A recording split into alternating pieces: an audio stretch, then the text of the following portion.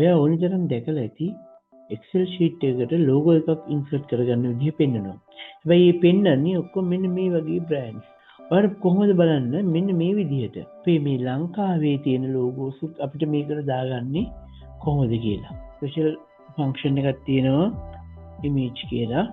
මම මේ image එක concatenate කරගන්නවා. මේකට මම දාගන්නවා concat කියන function එක. ඒක මට location එක දෙන්න ඕනි.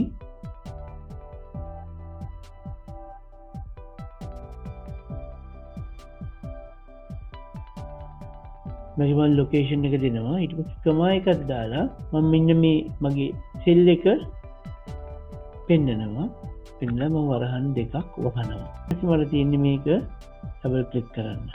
හරිම සරලයි. මේ විදිහට අපිට පුළුවන් ඕනිම logo එකක් අපේ Excel sheet එකට import කරගන්න.